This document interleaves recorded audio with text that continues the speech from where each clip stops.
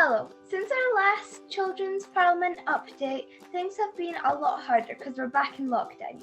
But we've still been pushing on with our investigation for the Climate Assembly. It's been great seeing each other every week on Zoom and learning from the experts about tackling the climate emergency. Like you, we've been learning about how we eat, where we get our food from, how we use our land and seas, our lifestyles, the way we travel, and how we work and learn. So here's what we've been up to. First of all, we looked at what changes we need to make to our diets and where we got our food from. Here, Molly will tell you a bit about one of the activities we did together.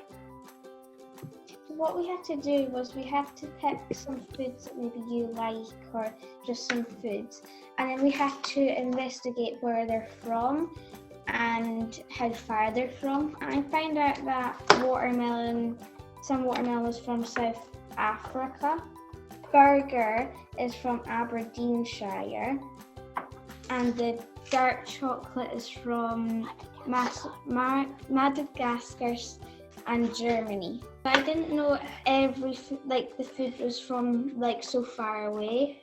It maybe could be some to help climate change. We could try and get make more foods here. I don't think people are bothered to read all the ingredients and where it's come from. I think it should be bolder on the packaging to know where it actually was from. Well, the things that need to be done is we need to make it more accessible to be able to buy from local stores. We've also been learning about how we use our land and seas and what we should be doing differently in Scotland.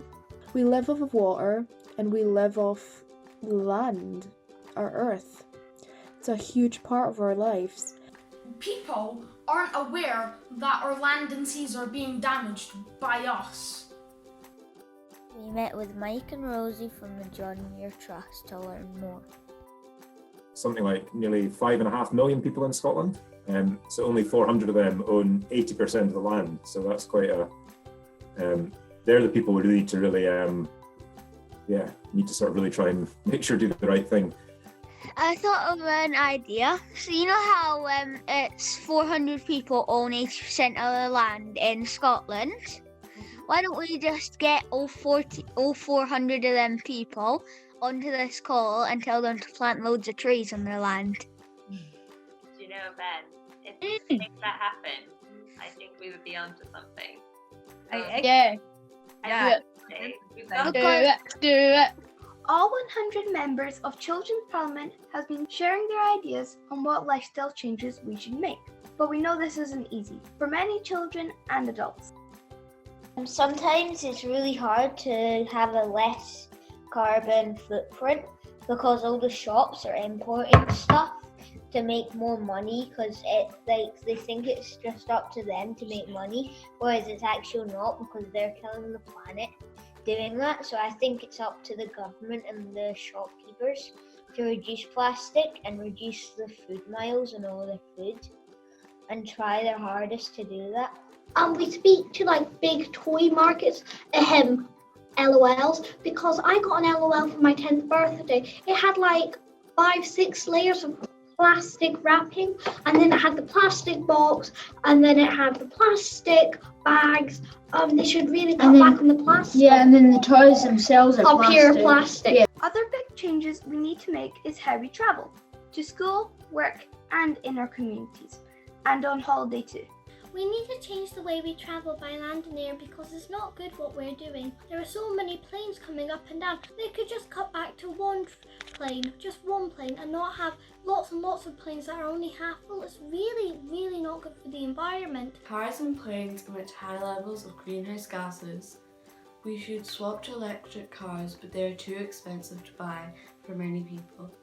Well, the thing that needs to happen is there should be a rule, 1 car per household, and public transport should be cheaper to use, and there should be more cycle to school and cycle to work schemes so that more people are encouraged to cycle and walk.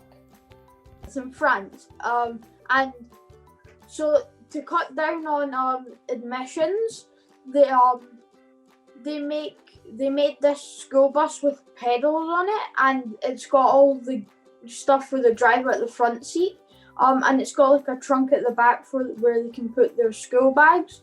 And underneath the pedals, it's got like this net bit in case their foot slips off. What did people think of this? That was a brilliant description. Thank you, Tyler. I absolutely love the idea. Like, I want one so bad in Scotland. I think it's amazing, and it seems so much fun because that means you might be able to go with your friends, and then you'll just be pedaling. It'll be really fun because then it'll be kind of fun. As we've been learning more about what we need to do in Scotland to tackle the climate emergency, we've realised just how important education is for children and adults. It's really important that all children and adults in Scotland learn about what climate change is and what we can do to tackle it in Scotland. We've been inspired to take action such as litter picking on our dog walks and making hedgehog homes. We've got 3 sticks, put them all together, and then use the door. We've also been having lots of fun together even though we all live in different parts of Scotland. Often, our Zoom call snack breaks turn into dance parties.